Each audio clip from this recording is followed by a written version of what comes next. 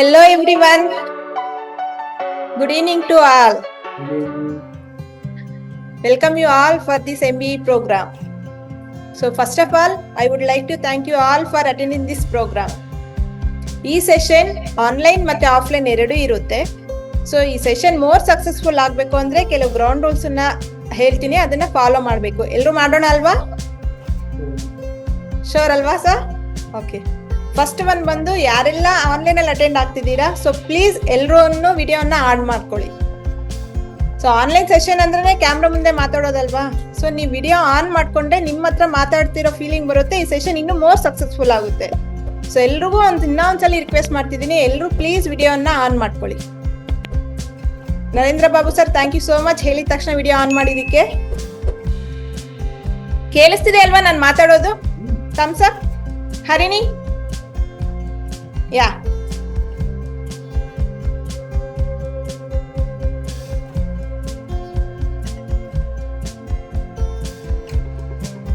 ಆದಷ್ಟು ಬೇಗ ಎಲ್ಲರೂ ವಿಡಿಯೋನ ಆನ್ ಮಾಡ್ಕೊಳ್ಳಿ.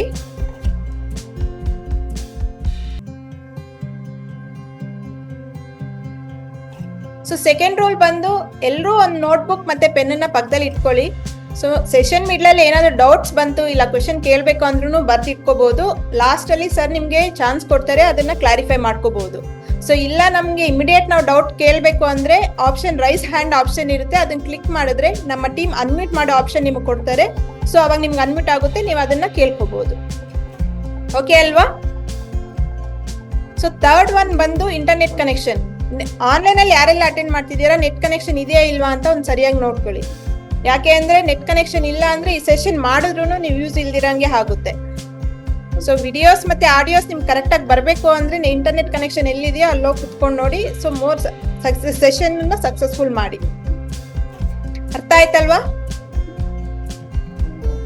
ಆಲ್ರೆಡಿ 2 ಸೆಷನ್ಸ್ ಆಗಿತ್ತು. ಲಾಸ್ಟ್ 15 days ಇಂದ 2 ಸೆಷನ್ಸ್ ಎವ್ರಿ ಥರ್ಸ್ಡೇ ಮಾಡ್ತಿದೀವಿ. ಸೊ ಯಾರೆಲ್ಲ ಅಟೆಂಡ್ ಮಾಡಿದೀರಾ ಇಲ್ಲಿರೋರು? ಆಫ್ಲೈನ್ ಆಗಿರ್ಲಿ ಆನ್ಲೈನ್ ಆಗಿರ್ಲಿ, ಯಾರೆಲ್ಲ ಅಟೆಂಡ್ ಮಾಡಿದೀರಾ? ಓಕೆ, ಏನ್ ಅನ್ನಿಸ್ತು sir? Narendra Babu sir, hello ಹೇಳಿ sir. Good information. Okay. And we need to know more about it. Okay, thank you sir, thank you so much. ಬೇರೆ ಯಾರಾದ್ರೂ ಶೇರ್ ಮಾಡ್ಬೇಕು ಅಂತಿದ್ದೀರಾ? ಹ್ಯಾಂಡ್ ರೈಸ್ ಮಾಡಿದ್ರೆ ಅನ್ಮ್ಯೂಟ್ ಮಾಡ್ತೀವಿ.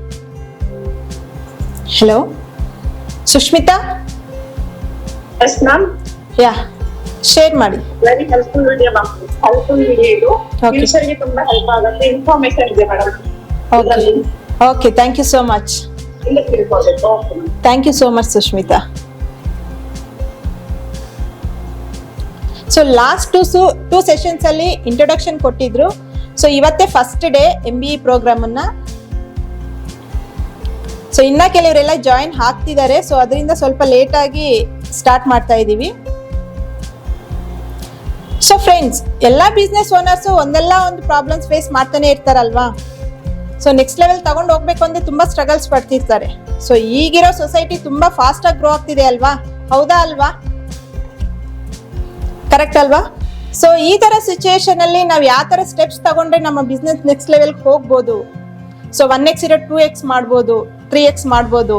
ಸೊ ಸೇಲ್ಸ್ ಅಲ್ಲಿ ಆಗಿರ್ಬೋದು, ಮಾರ್ಕೆಟಿಂಗ್ ಅಲ್ಲಿ ಆಗಿರ್ಬೋದು, ಯಾವ ತರ ಸ್ಟೆಪ್ಸ್ ತಗೊಂಡ್ರೆ ನಾವು ಇಂಪ್ರೂವ್ ಮಾಡ್ಕೋಬಹುದು ಅನ್ನೋದನ್ನ ಹೇಳ್ಬೇಕು ಅಂತಾನೆ ಈ MBA ಪ್ರೋಗ್ರಾಮ್ ನ ಡಿಸೈನ್ ಮಾಡಿದ್ದಾರೆ.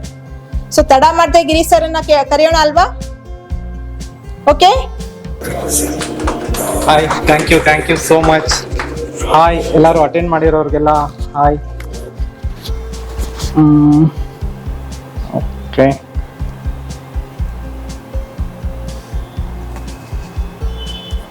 I will take care that one. So ಪ್ರತಿಯೊಬ್ರು ಏನೋ ಒಂದು ಎಕ್ಸ್ಪೆಕ್ಟೇಷನ್ ಇಟ್ಕೊಂಡು ಬಂದಿರ್ತಾರೆ ಈ ಪ್ರೋಗ್ರಾಮ್ಗೆ. ಮೈನ್ ಥಿಂಗ್ ಏನಂದ್ರೆ, ಯಾರು ಏನ್ ಎಕ್ಸ್ಪೆಕ್ಟೇಷನ್ ಇಟ್ಕೊಂಡಿದ್ರೋ ಅದಕ್ಕಿಂತ ಜಾಸ್ತಿ ನಾನು ಎಕ್ಸ್ಪ್ಲೈನ್ ಮಾಡೋದಕ್ಕೆ ಅಥವಾ ನಾಲೆಜ್ನ ಕೊಡಬೇಕು ಅಂತ ಇಂಟೆನ್ಷನ್ ಇಂದ ಈ ಪ್ರೋಗ್ರಾಮ್ನ ಕಂಡಕ್ಟ್ ಮಾಡ್ತಾ ಇದ್ದೀನಿ. ಮೈನ್ ಇದ್ರಲ್ಲಿ ಉದ್ದೇಶ ಏನಂದ್ರೆ, ಪ್ರಾಫಿಟ್ ಮೋಟಿವ್ಗಿಂತ ಜಾಸ್ತಿ ಜನ ಗೊತ್ತಿದ್ದು ಗೊತ್ತಿಲ್ದೇನೋ ತುಂಬಾ ತಪ್ಪುಗಳು ಬಿಸ್ನೆಸ್ ಅಲ್ಲಿ ಮಾಡ್ತಾ ಇದ್ದಾರೆ. ಅಂದ್ರೆ ಅವು ಸಿಂಪಲ್ ತಪ್ಪುಗಳು, ಮತ್ತೆ ರಿಪೀಟ್ ಮಾಡಿ ಬಿಸ್ನೆಸ್ ಅಲ್ಲಿ ಸ್ಟ್ರೆಸ್ ತಗೊಂಡು ಶೆಡ್ ಡೌನ್ವರೆಗೂ ಹೋಗಿರೋ ಕೇಸಸ್ಗಳನ್ನ ನಾವು ನೋಡಿದೀವಿ. ನನ್ನ ಹೆಸರು ಹೇಳೋದಾದ್ರೆ ಗಿರೀಶ್ ಅಶ್ವಥ್ ರೆಡ್ಡಿ ಅಂತ. ನಾನೊಬ್ಬ ಸಿಂಪಲ್ ಅಂಡ್ ಕಾಮನ್ ಮನುಷ್ಯನೇ. ನಾನು ಅನುಭವಿಸ್ಕೊಂತ ಬಂದಿರೋ ನನ್ನ ಸ್ಟೇಜಲ್ಲಿ, ಅಂದರೆ ನಾನು ಸ್ಟಾರ್ಟ್ ಮಾಡಿದ್ದು ಒಬ್ಬನೇ ಸ್ಟಾರ್ಟ್ ಮಾಡಿದೆ. ಈಗ ನನ್ನ ಹತ್ರ 59 ಜನ ಎಂಪ್ಲಾಯೀಸು ಇದ್ದಾರೆ. ಸೊ ನನ್ನ ಕಂಪ್ನಿ ಡೆವಲಪ್ ಮಾಡೋ ಇದರಲ್ಲಿ ಏನೆಲ್ಲ ಪ್ರಾಬ್ಲಮ್ಸ್ ಫೇಸ್ ಮಾಡ್ಕೊತ ಬಂದಿದ್ದೆ, ಆ ಪ್ರಾಬ್ಲಮ್ಸ್ನ ಮತ್ತೆ ನನ್ನ ಜೊತೆ ಇದ್ದವರು, ಅಂದರೆ ನಾನು ಆಲ್ಮೋಸ್ಟ್ 1000+ ಜನರ ಹತ್ರ, ಬಿಸ್ನೆಸ್ ಓನರ್ಸ್ ಹತ್ರ ನಾನು ಆಲ್ರೆಡಿ ವರ್ಕ್ ಮಾಡಿದ್ದೀನಿ. ಸೊ ಇವರೆಲ್ಲ ಜೊತೆ ವರ್ಕ್ ಮಾಡಿರೋದ್ರಿಂದ ನಾನು ಕೆಲವು ಪ್ರಾಬ್ಲಮ್ಸ್ನ ಐಡೆಂಟಿಫೈ ಮಾಡ್ಕೊತ ಅದನ್ನ ಸಾಲ್ವ್ ಮಾಡ್ಕೊತ ಬಂದಿದ್ದೆ ಇದುವರೆಗೂ. ಸೊ ಇದೇ ಪ್ರಾಬ್ಲಮ್ಸು ಮತ್ತೆ ಸ್ಟಾರ್ಟ್ಅಪ್ಸ್ನು ಮಾಡ್ತಿದ್ದಾರೆ, ಎಕ್ಸಿಸ್ಟಿಂಗ್ ಬಿಸ್ನೆಸ್ ಓನರ್ಸ್ನು ಫೇಸ್ ಮಾಡ್ತಿದ್ದಾರೆ, ಆ ಸ್ಕೇಲ್ ಆಗೋವ್ರನ್ನೂ ನೋಡ್ತಿದ್ದಾರೆ. Different types of problems. So ಈ ಪ್ರಾಬ್ಲಮ್ಸ್ಗೆಲ್ಲಾನು ಈಸಿಯಾಗಿ ಸಿಸ್ಟಮೈಸ್ ಆಗಿ ಯಾವ ಥರ ಸೊಲ್ಯೂಷನ್ ಕೊಡ್ಬೋದು ಅನ್ನೋ ಒಂದೇ ಒಂದು ಉದ್ದೇಶದಿಂದ ಈ MBE ಪ್ರೋಗ್ರಾಮ್ ಅನ್ನೋದನ್ನ ಕಂಡಕ್ಟ್ ಮಾಡ್ತಾ ಇದೀವಿ. ಸೊ ಇದು ಎವ್ರಿ ವೀಕ್ ಥರ್ಸ್ಡೇ ಇರುತ್ತೆ. ಯಾರೆಲ್ಲ ಇಂಟ್ರೆಸ್ಟ್ ಇದ್ದಾರೋ ಮತ್ತೆ ಅವ್ರ ಫ್ರೆಂಡ್ಸ್ ಯಾರೆಲ್ಲ ಇದ್ದಾರೋ ಅವ್ರಿಗೆಲ್ಲ ರೆಫರ್ ಮಾಡ್ಬೋದು. ಇದಕ್ಕೇನು ಪೇ ಮಾಡೋ ಅವಶ್ಯಕತೆ ಇಲ್ಲ. ಜಸ್ಟ್ ನಾನು ಒಂದು ನನ್ನ ನಾಲೆಜ್ನ ಶೇರ್ ಮಾಡಬೇಕು ಅನ್ನೋ ಒಂದು ಉದ್ದೇಶದಿಂದ ಮಾತ್ರ ಈ ಪ್ರೋಗ್ರಾಮ್ನ ಕಂಡಕ್ಟ್ ಮಾಡ್ತಾ ಇದ್ದೀನಿ. ಸೊ ಇದ್ರ ಬಗ್ಗೆ ಸ್ಟಾರ್ಟ್ ಮಾಡೋದಾದ್ರೆ, ನಾರ್ಮಲ್ ಆಗಿ ನಾನು ಇವಾಗ I want to share my PPT. Did you share that?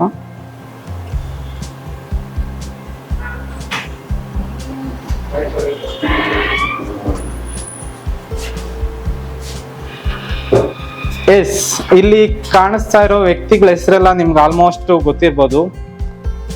Number 1 ಬರೋದಾದ್ರೆ ರತನ್ ಟಾಟಾ, ಇವ್ರ ಹೆಸರಲ್ಲೇ ಬರುತ್ತೆ. ಟಾಟಾ ಗ್ರೂಪ್ಸ್ನ ಮಾಲೀಕರು ಮತ್ತೆ ಸಿಂಪಲ್ ಮನುಷ್ಯ.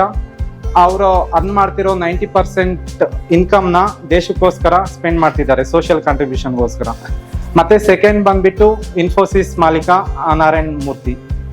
ಇವರು ಅಷ್ಟೇ ಸಿಂಪಲ್ ಆಗಿ ಕಷ್ಟಗಳನ್ನೆಲ್ಲ ಫೇಸ್ ಮಾಡ್ಕೊಂತ ಸ್ಟೆಪ್ ಬೈ ಸ್ಟೆಪ್ ವೈಸೇ ಇನ್ಫೋಸಿಸ್ನ ಒಂದು ಸ್ಟೇಜ್ಗೆ ತಂದು ಇದು ಮಾಡಿದ್ದಾರೆ. ಥರ್ಡ್ ಬಂದ್ಬಿಟ್ಟು ಮುಖೇಶ್ ಅಂಬಾನಿನೂ ಅಷ್ಟೇ ಅವ್ರ ಫಾದರ್ ತಂದ್ಕೊಟ್ಟಿರುವಂಥ ಬಿಸ್ನೆಸ್ನ ಅತ್ಯಂತ ಉನ್ನತವಾಗಿ ಟಾಪ್ 5 ರಿಚೆಸ್ಟ್ ಪರ್ಸನ್ ಆಗಿ ಈಗ ಬೆಳೆದಿದ್ದಾರೆ. ಅವರು ಸಹ ಫೇಸ್ ಮಾಡ್ಕೊತಾನೆ ಬಂದಿದ್ದಾರೆ, ಡೈರೆಕ್ಟ್ ಆಗಿ ಏನು ರಿಚ್ ಆಗಲಿಲ್ಲ. ಮತ್ತೆ ಥರ್ಡ್ ಹೇಳೋದಾದ್ರೆ APJ ಅಬ್ದುಲ್ ಕಲಾಂ. ಇವರು ಸೈಂಟಿಸ್ಟ್ ಆಗಿ ಫೇಮಸ್ ಆಗಿಬಿಟ್ಟು ಮತ್ತೆ ಪ್ರೆಸಿಡೆಂಟ್ ಆಗ್ತಾರೆ ದೇಶಕ್ಕೋಸ್ಕರ. ಇವ್ರಿಗೆ ಎಲ್ಲಾ ತರದ ವ್ಯಕ್ತಿಗಳನ್ನು ಇಷ್ಟಪಡ್ತಾರೆ, ಯಾಕಂದ್ರೆ ಅಷ್ಟು ಸಿಂಪ್ಲಿಸಿಟಿಗೆ ಇವ್ರು ಐಡೆಂಟಿಫೈ ಆಗಿರ್ತಾರೆ. ಥರ್ಡ್ ಬಂದ್ಬಿಟ್ಟು ಎಲ್ಲಾರು youth icon MS Dhoni, god of cricket ಅಲ್ಲ ಕ್ಯಾಪ್ಟನ್ ಆಫ್ ಕ್ರಿಕೆಟ್, ಅಂದ್ರೆ ಸಕ್ಸಸ್ಫುಲ್ ಕ್ಯಾಪ್ಟನ್. ಕ್ರಿಕೆಟ್ ಟೀಮ್ನ ನಮ್ಮ ಇಂಡಿಯಾನ ನೆಕ್ಸ್ಟ್ ಲೆವೆಲ್ಗೆ ತಗೊಂಡೋಗಿರೋದಕ್ಕೆ ಕ್ರೆಡಿಟ್ ಬಂದ್ಬಿಟ್ಟು ಧೋನಿಗೆ ಹೋಗುತ್ತೆ. ಇನ್ನು ನೆಕ್ಸ್ಟ್ ಬಂದ್ಬಿಟ್ಟು ರಜನಿಕಾಂತ್, ಇವ್ರನ್ನ ತಲೆವಾರ್ ಅಂತಾನೆ ಕರೀತಾರೆ. ಇವರು ಮರಾಠಿ ಲ್ಯಾಂಗ್ವೇಜ್ ಅಲ್ಲಿ ಇದು ಮಾಡ್ಬಿಟ್ಟು ಕರ್ನಾಟಕದಲ್ಲಿ ಬೆಳೆದು ತಮಿಳ್ನಾಡು ಅಲ್ಲಿ ಫೇಮಸ್ ಆಗ್ತಾರೆ. ಸೊ ಇವರು ಸ್ಟೈಲ್ ಅಲ್ಲಿ ಯುನೀಕ್ ಐಡೆಂಟಿಟಿನ ಕ್ರಿಯೇಟ್ ಮಾಡ್ಕೊಂಡು ಅವ್ರದೇ ಒಂದಾದಂತಹ ಐಡೆಂಟಿಟಿನ ಡೆವಲಪ್ ಮಾಡ್ಕೊಂತ ಹೋಗ್ತಾ ಇದ್ದಾರೆ. ಈಗ ಕೂಡ ಅವ್ರಿಗೆ ವಯಸ್ಸಾಗಿದೆ ಅನ್ನೋ ಹಾಗೆ ಇಲ್ಲ, ಯಂಗ್ಸ್ಟರ್ಸ್ ಜಾಸ್ತಿ ಅವ್ರನ್ನ ಫಾಲೋ ಮಾಡ್ತಿದ್ದಾರೆ. ಮತ್ತೆ ನೆಕ್ಸ್ಟ್ ಬಂದ್ಬಿಟ್ಟು ಪುನೀತ್ ರಾಜ್ಕುಮಾರ್, ಅಪ್ಪು ಅಂತಾನೆ ಫೇಮಸ್ ಆಗಿದ್ದಾರೆ. ಇವ್ರು ಬಂದು ಡಾಕ್ಟರ್ ರಾಜ್ಕುಮಾರ್ ಮಗ. ಮತ್ತೆ ಇವರು ಅಷ್ಟೇ ಫಿಲಿಂ ಆಕ್ಟರು, ಪ್ರೊಡ್ಯೂಸರು, ಡಿಸ್ಟ್ರಿಬ್ಯೂಟರು. ಅದು ಅಲ್ಲದೆ ಇವ್ರು ತೀರ್ಕೊಳ್ಳುವಾಗ ನನಗೆ ಗೊತ್ತಾಯ್ತು ಕರ್ನಾಟಕದಲ್ಲಿ ಇಷ್ಟು ಫ್ಯಾನ್ ಬೇಸ್ನ ಇವರು ಬಿಲ್ಡ್ ಮಾಡಿದ್ದಾರೆ ಅಂತ. ಸೊ ಆ ತರ ಅವ್ರದೇ ಆದಂತಹ ಐಡೆಂಟಿಟಿ ಮಾಡ್ಕೊಂಡಿದ್ದಾರೆ ಅವರು ಸಹ. ಮತ್ತೆ ಯಶ್ ಸರ್ ಬಗ್ಗೆ ಹೇಳೋಕೆ ಆಗಲ್ಲ. ಪಾನ್ ಇಂಡಿಯಾದಲ್ಲಿ KGF ನ ರಿಲೀಸ್ ಮಾಡಿಬಿಟ್ಟು ನಂಬರ್ 1 ಸ್ಟಾರ್ ಆಗಿ ಬೆಳೆದಿದ್ದಾರೆ. ಇನ್ನ ಲಾಸ್ಟ್ ಇದು ನಾನು ಪ್ರತಿಯೊಬ್ಬರಿಗೂ ಎಕ್ಸಾಂಪಲ್ ಆಗಿ ಯಾಕೆ ತಗೊಂಡಿದ್ದೀನಿ ಅಂದ್ರೆ, ಈ ವಯ ಮಾಮೂಲಿಯಾಗಿ ಟೀ ಮಾರುವಂತಹ ಒಬ್ಬ ವ್ಯಕ್ತಿ, ಡಾಲಿ ಅಂತ, ನಾಗ್ಪುರಲ್ಲಿ ಟೀ ಮಾರ್ತಾನೆ. ಸೊ ಈ ವಯ ಮಾಡೋ ಯುನೀಕ್ ಸ್ಟೈಲಿಂದ ಈತನು ಯಾವುದೇ ತರದ ಅಮೌಂಟ್ ನ ಸ್ಪೆಂಡ್ ಮಾಡಿಲ್ಲ ಜನಕ್ಕೆ ರೀಚ್ ಆಗೋದಕ್ಕೆ. ಆದ್ರೆ ಇಂಟರ್ನ್ಯಾಷನಲ್ ಲೆವೆಲ್ ಇಂದ ಬಂದ್ಬಿಟ್ಟು ನಾರ್ಮಲ್ ಪರ್ಸನ್ಸು, ಫಿಲಿಂ ಆಕ್ಟರ್ಸು ಎಲ್ಲರೂ ಹೋಗಿ ಇವರ ಜೊತೆ ಟೀ ಕುಡಿದು ಮತ್ತೆ ಸೆಲ್ಫಿ ತಗೊಳ್ಳೋಕೆ ಇಷ್ಟಪಡ್ತಾರೆ. ಬಿಲ್ ಗೇಟ್ಸ್ ಕೂಡ ರೀಸೆಂಟ್ ಆಗಿ ಬಂದ್ಬಿಟ್ಟು ಅವ್ರ ಜೊತೆ ಫೋಟೋ ಇಡಿಸ್ಕೊಂಡಿದ್ದಾರೆ. ಸೊ ಇಲ್ಲಿ ಸೋಷಿಯಲ್ ಮೀಡಿಯಾ ಎಷ್ಟು ಇಂಪಾರ್ಟೆಂಟ್ ಇದೆ. ಯಾವುದೇ ಒಂದು ಬಿಸ್ನೆಸ್ ನ ದುಡ್ಡು ಖರ್ಚು ಮಾಡೇ ಅವ್ರು ಫೇಮಸ್ ಆಗ್ಬೇಕು ಅನ್ನೋದಕ್ಕಿಂತ ಅವ್ರದೇ ಆದಂತಹ ಟ್ಯಾಲೆಂಟು, ಯುನೀಕ್ ಐಡೆಂಟಿಟಿನ ಕ್ರಿಯೇಟ್ ಮಾಡಿಕೊಂಡು ಆ ಪ್ಲಾನ್ ನ ಇಂಪ್ಲಿಮೆಂಟ್ ಮಾಡ್ಕೊಂಡು ಕೂಡ ಫೇಮಸ್ ಆಗ್ಬೋದು ಅನ್ನೋ ಎಕ್ಸಾಂಪಲ್ಗೆ ನಾನು ಇವಾಗ ಒಂದು ವಿಡಿಯೋನ ತೋರ್ಸೋದಕ್ಕೆ ಇಷ್ಟಪಡ್ತೀನಿ.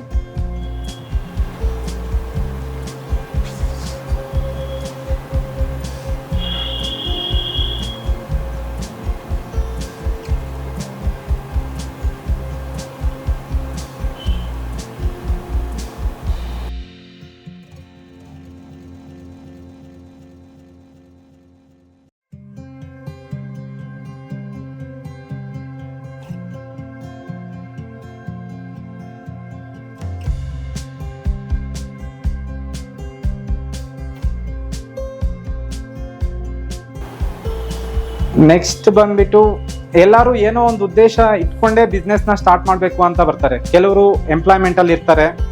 ಎಂಪ್ಲಾಯ್ಮೆಂಟ್ ಇಂದ ಆಚೆ ಬಂದ್ಬಿಟ್ಟು ನಾನು ಈ ಎಂಪ್ಲಾಯ್ಮೆಂಟ್ ಟ್ರ್ಯಾಪ್ ಬೇಡ, 10 ಗಂಟೆಯಿಂದ 6 ಗಂಟೆವರೆಗೂ ಕೆಲಸ ಮಾಡಬೇಕು, ಕೆಲಸ ಮಾಡಿಬಿಟ್ಟು ಅವರು ಹೇಳಿದ್ನ ಕೇಳ್ತಾ ಇರಬೇಕು, ಮತ್ತೆ ಏನಾದರೂ ಅಪೋಸ್ ಮಾಡೋದಕ್ಕಾಗಲ್ಲ, ನನಗೆ ಬೇಕಾದಾಗ ಲೀವ್ಸ್ ತಗೊಳ್ಳೋದಕ್ಕಾಗಲ್ಲ. ಡಿಫ್ರೆಂಟ್ ಪ್ರಾಬ್ಲಮ್ಸ್ ಇಂದ ಬಿಸ್ನೆಸ್ ನ ಸ್ಟಾರ್ಟ್ ಮಾಡ್ತಾರೆ. ಸೊ ಯಾರೆಲ್ಲ ಯಾವ್ಯಾವ ತರದ ಪ್ರಾಬ್ಲಮ್ಸ್ ಫೇಸ್ ಮಾಡ್ತಿರ್ತಾರೆ ಕಾಮನ್ ಆಗಿ ಅನ್ನೋ ಕೆಲವು ಪಾಯಿಂಟ್ಸ್ ನ ಇಲ್ಲಿ ನಾನು ರಿಫ್ಲೆಕ್ಟ್ ಮಾಡ್ತೀನಿ. ಇದನ್ನ ಬಿಟ್ಬಿಟ್ಟು ನೀವು ಯಾವ ತರ ಬಿಸ್ನೆಸ್ ನ ಸ್ಟಾರ್ಟ್ ಮಾಡ್ಬೇಕು ಅನ್ನೋ ಇಂಟೆನ್ಷನ್ ಇಂದ ಬಿಸ್ನೆಸ್ ನ ಸ್ಟಾರ್ಟ್ ಮಾಡಿದ್ರಿ, ಮತ್ತೆ ಏನೆಲ್ಲ ಪ್ರಾಬ್ಲಮ್ಸ್ ಬಂತು ಅನ್ನೋದ್ರ ಬಗ್ಗೆ ಈಗ ಡಿಸ್ಕಸ್ ಮಾಡೋಣ. ಫಸ್ಟ್ ಏನ್ ಇಂಟೆನ್ಷನ್ ಇಟ್ಕೊಂಡು, ಏನ್ ಡ್ರೀಮ್ ಇಟ್ಕೊಂಡು ನೀವು ಬಿಸ್ನೆಸ್ ನ ಸ್ಟಾರ್ಟ್ ಮಾಡಿದ್ರಿ ಅನ್ನೋದ್ರ ಬಗ್ಗೆ ಹೇಳಿ. Point by point you can place yours. First ನಾನು ಬೇಗ ದುಡ್ಡು ಸಂಪಾದನೆ ಮಾಡಬೇಕು, ನಾನು ಎಲ್ಲರ ಜೊತೆಯಲ್ಲೂ ಫೇಮಸ್ ಆಗಬೇಕು, ಮತ್ತೆ ನನಗೆ ರೆಸ್ಪೆಕ್ಟ್ ಅನ್ನೋದು ಸಿಗುತ್ತೆ ಬಿಸ್ನೆಸ್ ಸ್ಟಾರ್ಟ್ ಮಾಡಿದ್ರೆ ಅಂತ ಕೆಲವರು ಬಿಸ್ನೆಸ್ ಸ್ಟಾರ್ಟ್ ಮಾಡ್ತಾರೆ. ನೆಕ್ಸ್ಟ್ ಬಂದ್ಬಿಟ್ಟು ಎಂಪ್ಲಾಯ್ಮೆಂಟ್ ಟ್ರ್ಯಾಪ್ ಇಂದ ಆಚೆ ಬರ್ಬೇಕು. ನಾನು ಓನರ್ ಹೇಳಿದ್ದಂಗೆ ಕೇಳ್ಕೊಂಡಿರ್ಬೇಕು, ಮತ್ತೆ 10 ರಿಂದ 6 ಗಂಟೆವರೆಗೂ ಕೆಲಸ ಮಾಡ್ಬೇಕು, ಮತ್ತೆ ಎಕ್ಸ್ಟ್ರಾ ಹೇಳಿದ್ರು ಮಾಡ್ತಾ ಇರಬೇಕು. ಈ ತರ ಇದರಿಂದನೂ ಆಚೆ ಬರ್ಬೇಕು ಅಂತ ಕೆಲವರು ಬಿಸ್ನೆಸ್ ನ ಸ್ಟಾರ್ಟ್ ಮಾಡ್ತಾರೆ. ಕೆಲವ್ರು ಬಂದ್ಬಿಟ್ಟು ನನಗೆ ಯಾವಾಗ ಬೇಕೋ ಅವಾಗ ರಜೆಗಳು ತಗೋಬಹುದು, ಮತ್ತೆ ಔಟ್ಸೈಡ್ ಹೋಗ್ಬೋದು, ನನ್ನ ಫ್ಯಾಮಿಲಿ ಜೊತೆ ಎಂಜಾಯ್ ಮಾಡ್ಬೋದು. ನಾನು ಕೆಲಸ ಮಾಡಲೇಬೇಕು ಅಂತಿಲ್ಲ, ನನ್ನ ಕೆಲಸದವರು ಕೆಲಸ ಮಾಡ್ತಾ ಇರ್ತಾರೆ, ನಾನು ಫೋನಲ್ಲೇ ಬಿಸ್ನೆಸ್ ಮಾಡ್ಬೋದು ಅನ್ನೋ ಇಂಟೆನ್ಷನ್ ಇಂದಾನು ಕೆಲವರು ಬಿಸ್ನೆಸ್ ಸ್ಟಾರ್ಟ್ ಮಾಡಿರ್ತಾರೆ. ಇನ್ನು ಕೆಲವರು ಬಂದ್ಬಿಟ್ಟು ಸ್ಟ್ಯಾಂಡರ್ಡ್ ಆಫ್ ಲಿವಿಂಗ್ ಅಂದ್ರೆ ನಾನು ನಾರ್ಮಲ್ ಆಗಿ ಬದುಕ್ತಿದ್ದೀನಿ, ಇವಾಗ ಕೆಲಸಕ್ಕೆ ಹೋದ್ರೆ ಅದರಿಂದ ಬರೋ ಫಿಕ್ಸ್ಡ್ ಇನ್ಕಮ್ ಸ್ಯಾಲ್ರಿಗೆ ಮಾತ್ರ ನಂಬ್ಕೊಂಡಿರ್ಬೇಕು. ನನ್ನ ಸ್ಟ್ಯಾಂಡರ್ಡ್ ಆಫ್ ಲಿವಿಂಗ್ಗೆ ನಾನು ಹೆಚ್ಚಾಗಿ ಏನಾದರೂ ಎಂಜಾಯ್ ಮಾಡೋಕೆ ಆದ್ರೆ ಸ್ಯಾಲ್ರಿ ಇನ್ಕಮ್ ಅಲ್ಲೇ ಆಗಲ್ಲ. ಸೊ ನನ್ನ ಬಿಸ್ನೆಸ್ ಅಲ್ಲಿ ನಾನು ಎಷ್ಟು ಕಷ್ಟಪಟ್ರೆ ಅಷ್ಟು ದುಡ್ಡನ್ನು ಸಂಪಾದನೆ ಮಾಡ್ಬೋದು. ಸೊ ಇದರಿಂದ ನಾನು ಬಿಸ್ನೆಸ್ಗೆ ಹೋಗ್ತೀನಿ ಅಂತ ಕೆಲವರು ಬಿಸ್ನೆಸ್ ಸ್ಟಾರ್ಟ್ ಮಾಡ್ತಾರೆ. ಇನ್ನು ಕೆಲವರು ಬಂದ್ಬಿಟ್ಟು ಅದೇ ದುಡ್ಡಲ್ಲಿ ಫೈನಾನ್ಷಿಯಲ್ ಫ್ರೀಡಮ್ ಬೇಕು. ಟೋಟಲ್ ಆಗಿ ಓವರ್ ಆಲ್ ಆಗಿ ಕಮಿಟ್ಮೆಂಟ್ಸ್ನೆಲ್ಲನೂ ಇಟ್ಕೊಂಡು ಏನೇ ಆದ್ರೂ ಒಂದು ಪ್ರಾಡಕ್ಟ್ ನ ಪರ್ಚೇಸ್ ಮಾಡ್ಬೇಕು ಅಂದ್ರೆ ನಾರ್ಮಲ್ ಆಗಿ ಸ್ಯಾಲರಿಡ್ ಎಂಪ್ಲಾಯೀಸ್ ಆದ್ರೆ ಅದ್ರ ಪ್ರೈಸ್ ಟ್ಯಾಗು ಫಸ್ಟ್ ನೋಡ್ತಾರೆ, ಅಂದ್ರೆ ರೇಟ್ ನೋಡ್ತಾರೆ. ಬಿಸ್ನೆಸ್ ಬರೋರೆಲ್ಲ ಯಾವ ತರ ಬಿಸ್ನೆಸ್ ಬರ್ತಾರೆ ಅಂದ್ರೆ, ನಾನು ವಿತೌಟ್ ನೋಯಿಂಗ್ ದ ಪ್ರೈಸ್, ಅಂದ್ರೆ ಯಾವ್ದೇ ಆಗ್ಲಿ ಇದು ಬೇಕು ಅಂದ್ರೆ ಇದನ್ನ ತಗೊಂಡ್ಬಿಡ್ಬೇಕಪ್ಪ, ಇವಾಗ ಕಾರ್ ತಗೋಬೇಕು ಅಂದ್ರೆ ಇವಾಗ ಹೋಗ್ಬಿಟ್ಟು ಬುಕ್ ಮಾಡ್ಬಿಡ್ಬೇಕು, ತಗೊಂಡ್ಬಿಡ್ಬೇಕು. ಈ ತರ ಇಂಟೆನ್ಷನ್ ಇಂದ ಬಿಸ್ನೆಸ್ ಮಾಡಿದ್ರೆ ಈ ತರ ದುಡ್ಡು ಸಂಪಾದನೆ ಮಾಡ್ಬೋದು. ಆ ತರ ಪ್ರೈಸ್ ನೇ ನೋಡ್ದಿರಾ ಯಾವ್ದು ಬೇಕೋ ಅದನ್ನ ಇಮಿಡಿಯೇಟ್ ತಗೋಬಹುದು ಅನ್ನೋ ಒಂದು ಆಸೆಯಿಂದ ಬಿಸ್ನೆಸ್ ನ ಸ್ಟಾರ್ಟ್ ಮಾಡೋದಕ್ಕೆ ಬಂದ್ಬಿಡ್ತಾರೆ ಕೆಲವರು. ಸೊ ಇದು ಆಕ್ಚುಲಿ ಎಕ್ಸ್ಪೆಕ್ಟೇಷನ್ಸ್. ಮತ್ತೆ ರಿಯಾಲಿಟಿ ಯಾವ ತರ ಇರುತ್ತೆ, ಯಾರೇ ಆಗ್ಲಿ ಜಿಮ್ಗೆ ಜಾಯ್ನ್ ಆದಾಗ ಫಸ್ಟ್ ಡೇ ಫುಲ್ ಮೋಟಿವೇಶನ್ ಆಗಿರ್ತಾರೆ, ಹೋಗ್ಬಿಟ್ಟು ಎಲ್ಲಾ ಎಕ್ವಿಪ್ಮೆಂಟ್ ನಲ್ಲೂ ವರ್ಕ್ ಮಾಡ್ಬಿಡ್ತಾರೆ. ಸೆಕೆಂಡ್ ಡೇ ಸ್ವಲ್ಪ ಮೋಟಿವೇಶನ್ ಕಡಿಮೆ ಆಗುತ್ತೆ, ಥರ್ಡ್ ಡೇ ಇನ್ನ ಸ್ವಲ್ಪ ಮೋಟಿವೇಶನ್ ಕಡಿಮೆ ಆಗುತ್ತೆ. ಇದೇ ತರ ಮೋಟಿವೇಶನ್ ಕಡಿಮೆ ಆಗ್ತಾ 4th ಡೇ 5th ಡೇ ಹೋಗೋದು ನಿಲ್ಲಿಸ್ಬಿಡ್ತಾರೆ. ಇದೇ ತರ ಬಿಸ್ನೆಸ್ ಅಲ್ಲೂ ಅಷ್ಟೇ, ಎಕ್ಸ್ಪೆಕ್ಟೇಷನ್ ಒಂದ್ ಇಟ್ಕೊಂಡು ಬಂದಿರ್ತಾರೆ, ಬಟ್ ರಿಯಾಲಿಟಿ ಆಗಿ ಒಂದು ಆಗ್ತಾ ಇರುತ್ತೆ. ಸೊ ಯಾವ ತರ ಇರುತ್ತೆ ಕಾಮನ್ ಆಗಿ ಈ ಬಿಸ್ನೆಸ್ ಅಲ್ಲಿ ಎಂಟ್ರಿ ಆಗೋ ಸ್ಟೇಜು ಅಂತ ನಾನು ಒಂದು ವಿಡಿಯೋದಲ್ಲಿ ತೋರಿಸ್ತೀನಿ.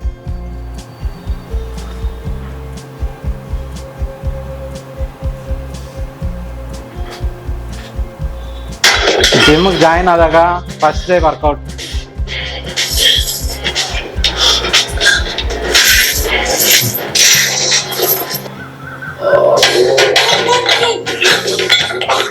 ಅದು ರಿಯಲ್ ಆಗಿ ಹೋಗಿ ವೆಯ್ಟ್ ಲಿಫ್ಟ್ ಮಾಡಿದಾಗ ಪೊಸಿಷನ್ ಯಾವ ತರ ಇರುತ್ತೆ ನಮ್ದು ಅಂತ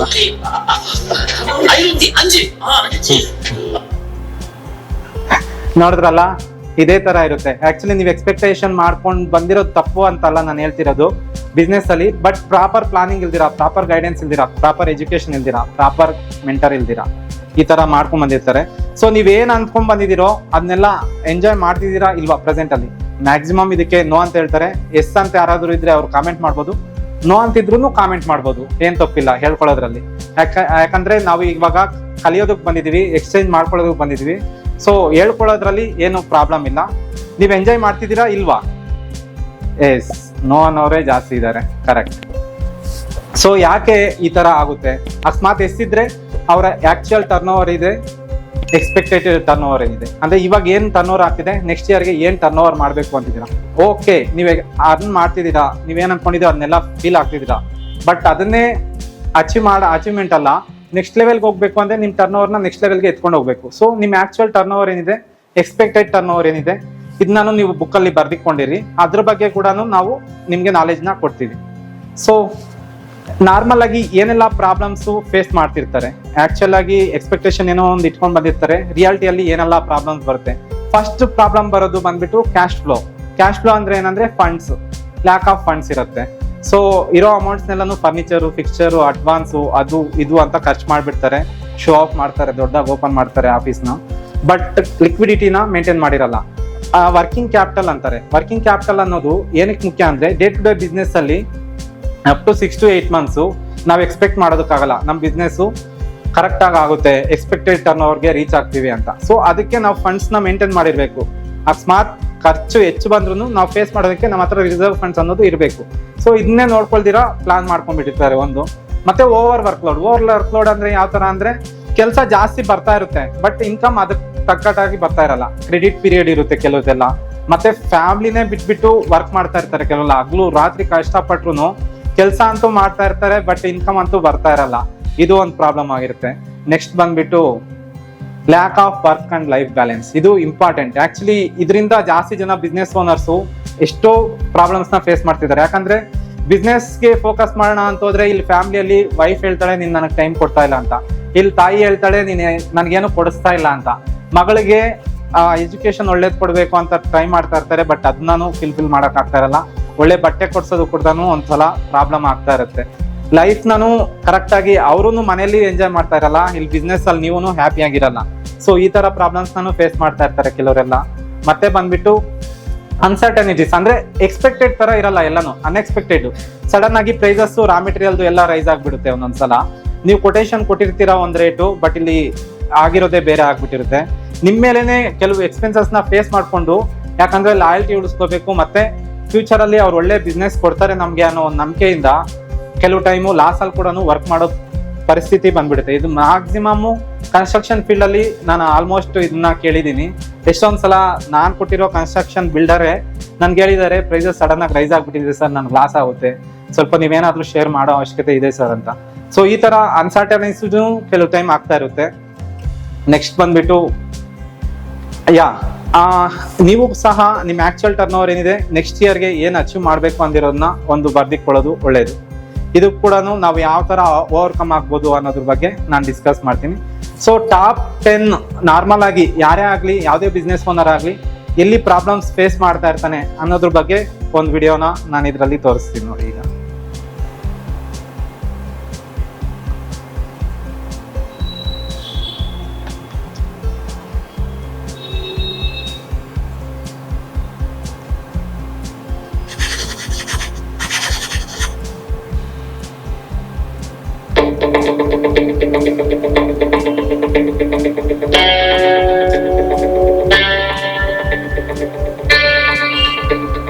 ಕ್ಯಾಶ್ ಫ್ಲೋ ಆಲ್ರೆಡಿ ಎಕ್ಸ್ಪ್ಲೈನ್ ಮಾಡಿದ್ದೀನಿ.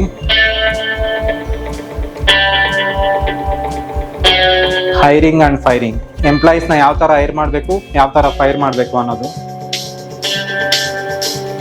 ಟೈಮ್ ಮ್ಯಾನೇಜ್ಮೆಂಟ್ ಇದು ಜಾಸ್ತಿ ಇಂಪಾರ್ಟೆಂಟ್. ಯಾಕಂದ್ರೆ ಏನೋ ಮಾಡ್ಬೇಕು ಅಂತ ಬಂದಿರ್ತಾರೆ, ಏನೋ ಆಗ್ಬಿಟ್ಟಿರುತ್ತೆ, ಅನ್ಕೊಂಡಿರೋ ಕೆಲಸ ಆಗಲ್ಲ. ಕರೆಕ್ಟ್ ಆಗಿ ಎಂಪ್ಲಾಯೀಸ್ಗೆ ಕೆಲಸ ಕೊಡದೇ ಇರೋದು ಕೂಡ ಒಂದು ಪ್ರಾಬ್ಲಮ್. ಏನ್ ಮಾಡೋಣ ಅನ್ನೋದು ಯೋಚನೆ ಮಾಡೋದು ಕೂಡ ಒಂದು ಪ್ರಾಬ್ಲಮ್. ಮಾರ್ಕೆಟಿಂಗ್ ಸ್ಟ್ರಾಟಜಿ ಕರೆಕ್ಟ್ ಆಗಿ ಇಂಪ್ಲಿಮೆಂಟ್ ಮಾಡದೇ ಇರೋದು ಕೂಡ ಒಂದು ಪ್ರಾಬ್ಲಮ್. ಕರೆಕ್ಟ್ ಆಗಿ ಫಂಡ್ ಫ್ಲೋ ಮ್ಯಾನೇಜ್ಮೆಂಟ್ ಮಾಡದೇ ಇರೋದು ಒಂಥರ ಪ್ರಾಬ್ಲಮ್. ಬಜೆಟಿಂಗ್,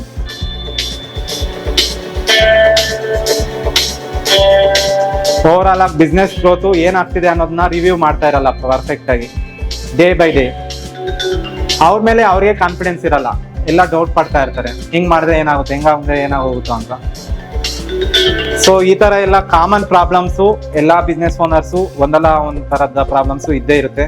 ಸೊ ಯಾರಾದ್ರೂ ಪ್ರಾಬ್ಲಮೇ ಇಲ್ಲ ನನಗೆ, ನಾನು 100% ಚೆನ್ನಾಗಿ ನಡೀತಿದ್ದೀನಿ ಅಂದ್ರೆ ಅವ್ರಿಗೆ ಹ್ಯಾಂಡ್ ರೈಸ್ ಮಾಡ್ಬೋದು. ನಾವು ಅವ್ರಿಗೆ ಅಪ್ರಿಶಿಯೇಟ್ ಮಾಡಿ ಒಂದು ಅವಾರ್ಡ್ ಫಂಕ್ಷನ್ ಅನ್ನು ಮಾಡ್ತೀವಿ. ಯಾಕಂದ್ರೆ ನಾನ್ ನೋಡಿರೋ ತರ ಪ್ರತಿಯೊಬ್ಬ ರಿಚ್ ಪರ್ಸನ್ ಕೂಡ ಕೆಲವು ಟೈಮ್ ಫ್ಯಾಮಿಲಿ ಕಡೆಯಿಂದ ಪ್ರಾಬ್ಲಮ್, ಯಾವುದೋ ಒಂಥರದ ಪ್ರಾಬ್ಲಮ್ ಫೇಸ್ ಮಾಡೋರ್ನ ನಾನು ಜಾಸ್ತಿ ಜನ ನೋಡಿದ್ದೀನಿ. ಸೊ ಈ ಪ್ರಾಬ್ಲಮ್ಸ್ ಎಲ್ಲಾನ ಕಾಮನ್ ಎಲ್ಲರಿಗೂ ಇರುತ್ತೆ. ಇದರ ಬಗ್ಗೆ ಕೂಡ ಔಟ್ಕಮ್ ಯಾವ ತರ ಬರ್ಬೋದು, ಸೊಲ್ಯೂಷನ್ಸ್ ಯಾವ ತರ ಸಿಗ್ಬೋದು ಅನ್ನೋದ್ರ ಬಗ್ಗೆನೇ ನಾನು ಈ ಪ್ರೋಗ್ರಾಮ್ನ ಡಿಸೈನ್ ಮಾಡಿದ್ದೀನಿ.